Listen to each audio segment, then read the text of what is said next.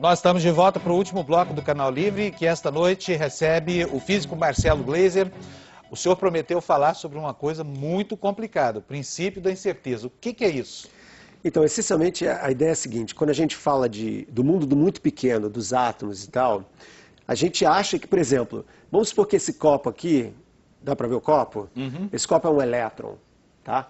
Então, se esse copo é um elétron, eu nunca poderia fazer o que eu estou fazendo agora, que é pegar ele assim. Por quê? Porque o elétron ele nunca para quieto, ele está sempre em agitação, feita essa água aqui, está sempre... E essa agitação é o tal do princípio de incerteza. Eu não posso saber aonde uma coisa está e saber qual é a velocidade daquela coisa. Ou seja, sei exatamente qual é a energia daquela coisa. Existe uma incerteza na energia das coisas. Quando você transporta esse conceito para o universo, você pode dizer que existe uma incerteza na própria energia do universo. Num princípio de tudo, a energia era zero, ou praticamente zero, mas ela podia flutuar, feito a energia desse elétron aqui. E de uma flutuação dessas, que pode acontecer sem a menor causa, de uma forma completamente aleatória, pode surgir uma bola de espaço pequenininha que pode crescer para virar o universo.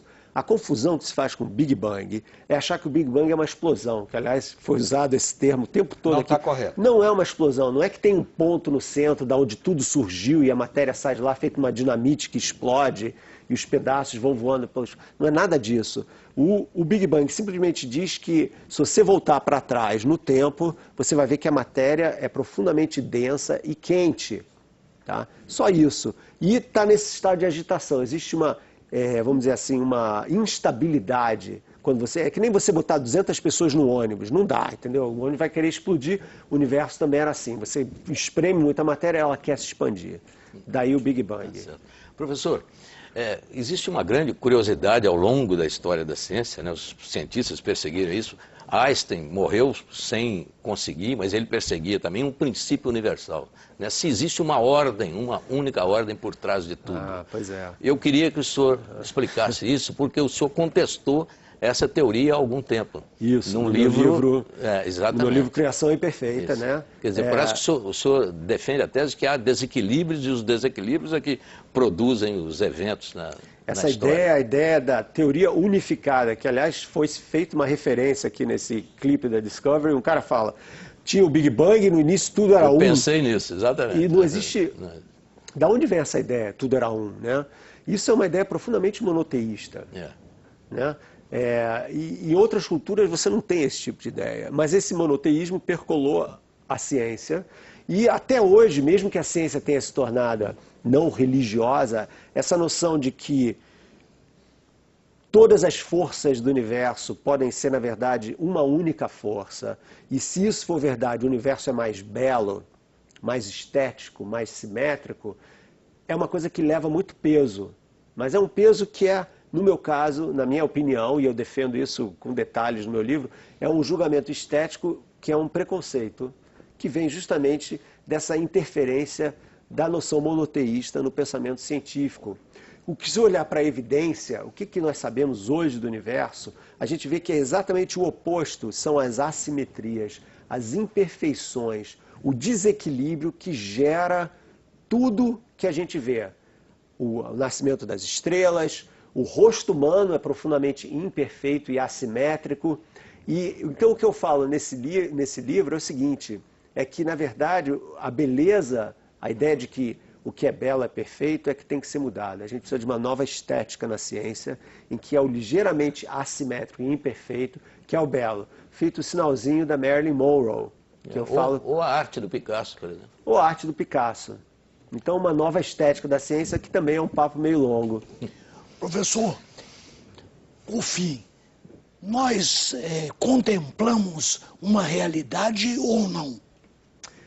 Uma ótima pergunta. E é uma pergunta que eu estou pensando muito nela ultimamente, que na verdade vai ser o pano de fundo do livro que eu estou escrevendo agora, que é o que a gente pode dizer sobre a realidade, né? E o que a gente pode falar sobre a realidade é a nossa realidade. Nós temos um ponto de vista humano sobre o que é real, ou seja, nós vemos o mundo de uma forma muito peculiar, que é a nossa forma de ver o mundo. Né? Outras formas de vida, inteligentes ou não, vão ver o mundo de uma forma muito diferente. Então, a percepção do real que nós temos é uma percepção que é profundamente humana, mesmo que mesmo que a gente use máquinas para ampliar a nossa percepção, telescópio, microscópio, né? A gente está vendo coisas que são invisíveis a olho nu e tal. A nossa construção da realidade, ela é não só humana, como é profundamente limitada também. Existe muita coisa em torno da gente que a gente não vê. Como disse a raposa lá no Pequeno Príncipe, né, no conto de Saint-Exupéry, o essencial é invisível aos olhos. Professor, eu preciso, antes que o programa terminar, já estamos com o tempo estourado, repetir a pergunta que eu fiz no começo do programa. À luz do que se sabe hoje, para que o universo funcione como funciona, é necessário ainda um Deus? Deus tem lugar na mecânica universal? A mecânica universal não precisa de Deus, né? As pessoas podem precisar de Deus. São duas coisas completamente diferentes. Muito obrigado. Agora o senhor tem 30 segundinhos para suas conclusões, considerações finais. Então, eu acho que depois de um bate-papo desses, fica claro que a maneira como nós vemos o mundo de uma forma científica está muito longe de ser uma coisa racional, fria, muito pelo contrário. Ela é uma coisa apaixonada, profundamente significativa, com traços muito profundos de filosofia e mesmo de teologia, porque ela leva a essas grandes questões que são inquietações do homem, que são muito mais antigas do que a ciência. O fato de que hoje nós podemos usar a ciência para compreender e explorar esse desconhecido, devia tornar todo mundo muito empolgado, entusiasmado pelo conhecimento científico. E essa, de uma certa forma, é a minha missão, trazer essa ciência para as pessoas. Muitíssimo obrigado por essa aula de uma hora que o senhor nos deu hoje. A gente vai ficando por aqui, a gente agradece a presença do professor Marcelo Gleiser, já prometendo outra entrevista para o mês de outubro. O convite já foi feito e já foi inclusive aceito. Então a gente volta a se encontrar com ele em outubro. Uma boa noite para você, boa semana e a gente se vê no próximo domingo. Tchau.